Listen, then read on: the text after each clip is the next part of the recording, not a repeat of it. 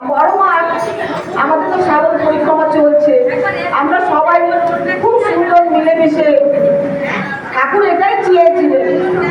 আজকে আমার এত লোকের সমাগম, এত মায়েদের সমাগম, তাকে দেখে আমাদের মূল কেন্দ্র কিন্তু কে? আমাদের মূল কেন্দ্র কিন্তু হচ্ছে আমার ঠাকুর। আজকে ঠাকুরকে দেখে আমরা সবাই কিন্তু এখানে একসঙ্গে মিলিত হয়েছি। আজকে শ্রাবণ পরিক্রমা আমাদের চলছে, আজকে আমাদের বড় মা 132তম জন্মদিন।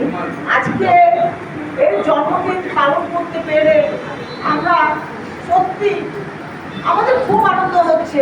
আমার মনে হয় আমার ভদ্রকালী মেয়ে মায়েদেরও খুব আনন্দ যে আজকে এই জন্মদিন পালন করতে পেরেছি আমরা। ঠাকুরের দয়া ছাড়া সম্ভব না।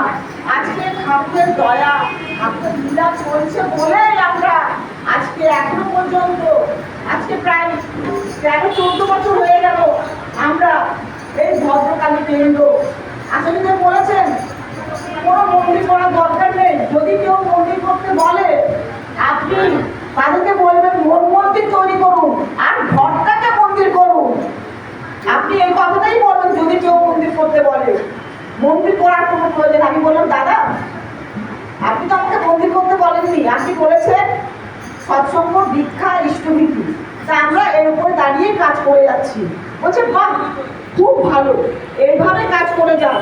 আজকে স্বপ্না মা, আজকে আমার বড় যা, আমরা সবাই মিলে গেছিলাম। তখন আচার্যদেব নিজে বললেন এই কথা, সবাইকে বললেন ঠাকুরের সঙ্গে যুক্ত থাকবেন, সবাইকে বলবেন ঠাকুরের কাজে যেন যুক্ত থাকে, সবাই ঠাকুরকে মাথায় নিয়ে যেন চলে। দেখবেন মানুষ কত কষ্টে আছে, সেই সমস্ত ঠাকুরকে নিয়ে চলা মানে হচ্ছে আনন্দের জায়গা।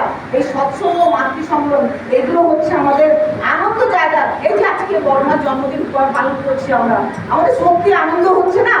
সত্যি আমরা এই যে শক্তিটা আমরা নিয়ে যাব, আনন্দ শক্তি, এই আনন্দ শক্তি আমাদেরকে বাঁচিয়ে তুলবে, বেড়ে তুলবে। এটাই আমার জীবনের সবচেয়ে বড় পাওনা। আজকে ঠাকুর আমাদেরকে আশীর্বাদ করেছে। ঠাকুর খালি কি বলেছে? আয় হচ্ছে আমার মানুষ আর ব্যয় হচ্ছে আমার ভালোবাসা। আজকে ঠাকুরের নীতিটাকে আমরা পালন করে যাব।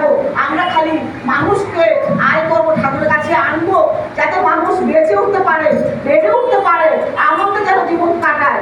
আর আমাদের হচ্ছে ভালোবাসা, সবাইকে ভালোবাসা দিয়ে আমরা মানুষকে নিয়ে আসবো ঠাকুরের কাছে। তাহলে আমাদের ঠাকুর খুব খুশি হবে।